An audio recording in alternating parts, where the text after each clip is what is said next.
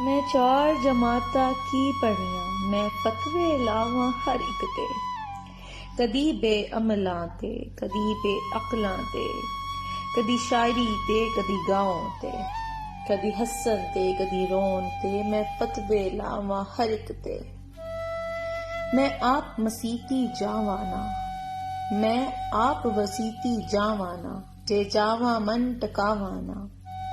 मैं फतवे लावां ओथे भी, कदी वज़ू ते, कदी नमाज ते, कदी उच्ची नीवी आवाज ते, कदी मनन या ना मनन ते, हथ उत्ते थल्ले बनन ते, मैं फतवे लावां हर इक ते।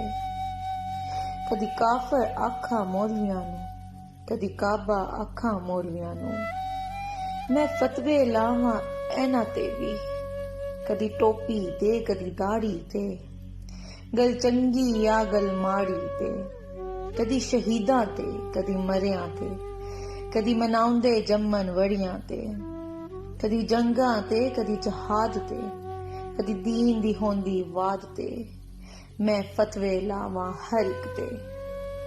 कदी रस्म आखा दीन नूं, कदी रस्म आखा दीन नूं, कदी दीन आखा रस्मां नूं, मैं रब कुरान नूं मन लिया, मैं रब कुरान नूं मन लिया, पर मनिया चुकन कसमां नूं। कदी ईदां ते, शबरातां ते, कदी जागन वालियां रातां ते, कदी ज़ेरां ते, कदी ज़बरां ते, कदी मज़ारां ते, कदी कबरां ते, मैं फतवे लावां हर इक ते।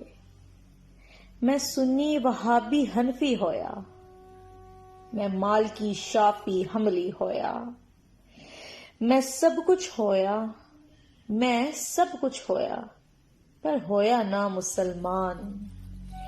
ऐ मैं जो चार किताबां पढ़ियां, अपने इल्म दियां लावां तड़ियां। वेला मेरे इल्म दा ठोटा जे, हर फतवा मेरा झूठा जे।